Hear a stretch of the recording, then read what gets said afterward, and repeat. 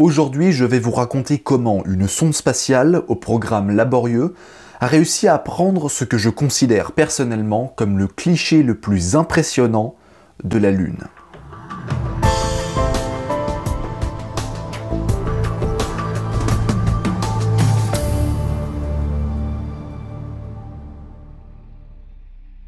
À l'heure de l'exploration spatiale, nous pouvons désormais voir la Lune sous toutes ses coutures, si bien qu'aujourd'hui vous connaissez sans doute quelques images célèbres de notre satellite. Les meilleurs exemples sont les missions lunaires Apollo, où l'on a eu droit à des milliers de clichés différents de la surface lunaire. Sans parler aussi du magnifique lever de terre immortalisé par les membres d'équipage de la mission Apollo 8 en 1968.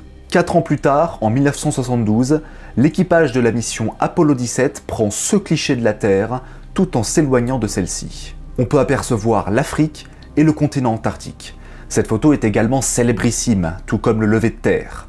On l'appelle le Blue Marble, littéralement la bille bleue. D'ailleurs, pour la petite anecdote, les médias ont considéré que la photo était à l'envers, parce que le continent antarctique est en haut de l'image.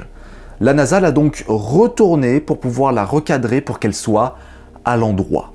Ce que je trouve particulièrement stupide, parce que la Terre n'a ni haut ni bas.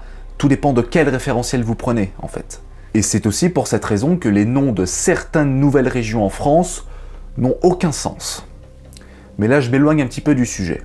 Pour en revenir à la bille bleue, la photo va devenir tellement célèbre qu'elle va directement inspirer un homme politicien.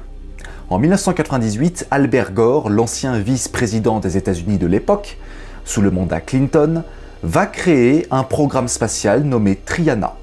Son but est de refaire un nouveau cliché moderne du Blue Marble afin de, ce coup-ci, sensibiliser sur l'urgence climatique. Bien entendu, la NASA ne va pas se permettre de dépenser 100 millions de dollars juste pour prendre un cliché. Ça fait quand même cher la photo. Il y a aussi un programme scientifique derrière. Seulement, le projet prend beaucoup de retard à cause d'un désaccord au sein du Congrès qui invalide son développement. Le nom changera progressivement pour adopter celui de Deep Space Climate Observatory, littéralement en français l'Observatoire du climat depuis l'espace lointain. Mais les scientifiques l'appelleront Discover. D'une masse de 540 grammes au décollage, la mission a pour but principal de photographier la face éclairée de la Terre continuellement.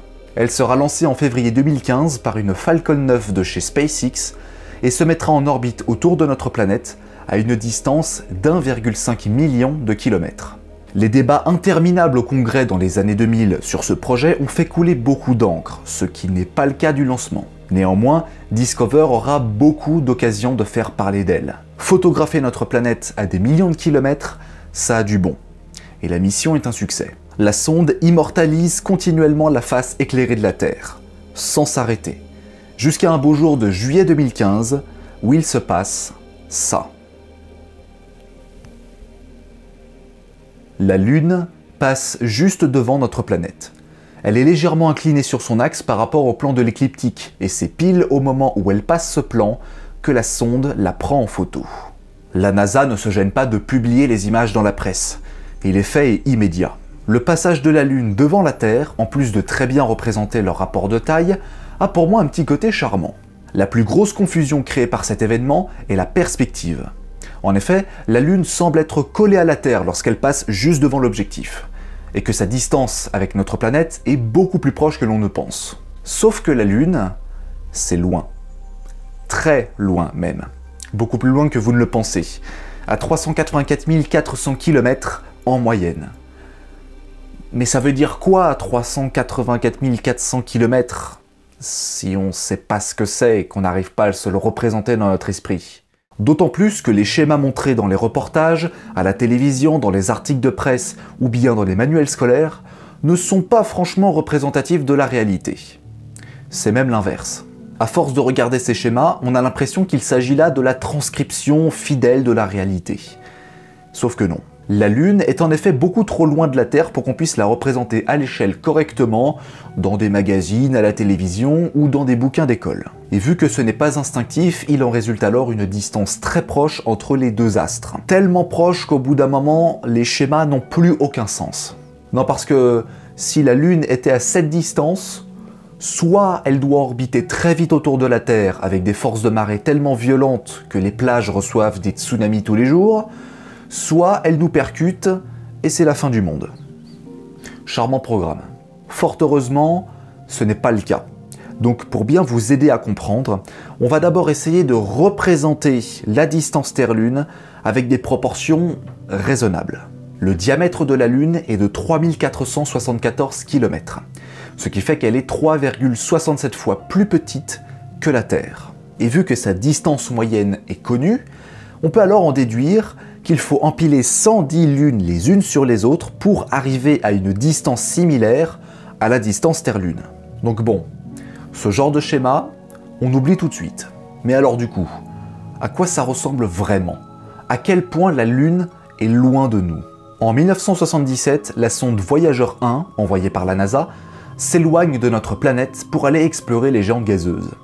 Au début de son périple, à plus de 11 millions de kilomètres de la Terre, elle réussit à prendre ce cliché, montrant notre planète et son satellite. Cette photographie est la première à montrer les deux corps célestes au sein de l'espace interplanétaire, remettant ainsi en perspective leur éloignement respectif. En 2017, la sonde Osiris-Rex a fait une photo avec un meilleur point de vue et dont le résultat est encore plus saisissant. Si vous regardez cette vidéo en basse résolution, vous ne verrez probablement pas la Lune qui est lointaine et minuscule par rapport à la Terre. C'est ça la distance Terre-Lune, la vraie. Et c'est aussi pour cette raison que je trouve le cliché de la sonde Discover particulièrement impressionnante.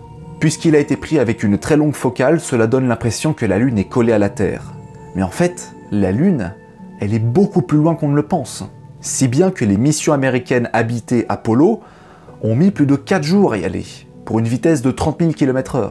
C'est aussi pour cette raison que les délires astrologiques comme la superlune ne fonctionnent pas, parce que la différence de taille apparente entre le périgée et l'apogée de la Lune n'est pas suffisante pour être perceptible par l'œil humain. Et pourtant, on parle quand même d'une différence de 40 000 km, entre 356 000 et 406 000 km sur son orbite. Mais cette différence, ça fait 1/10 de la distance Terre-Lune. Notre cerveau aime nous jouer des tours, parce que l'espace est si vaste qu'il est forcément impossible de se représenter ces distances correctement dans notre esprit. Et l'effet inverse peut tout à fait se produire.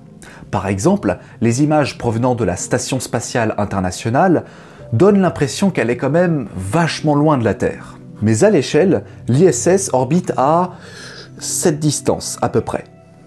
Ça. C'est à la fois si loin et si proche.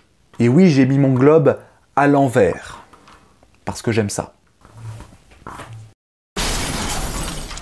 Cela veut dire aussi qu'un astronaute qui se trouve sur la Lune est 1000 fois plus loin qu'un collègue qui se trouve dans l'ISS. Je vous laisse méditer là-dessus. En attendant, vous pouvez toujours aider au référencement de la vidéo en la partageant si mon travail vous plaît, en vous abonnant à ma chaîne YouTube, en mettant un petit pouce bleu, en lâchant un commentaire et surtout en activant la cloche pour ne pas rater les prochaines notifications.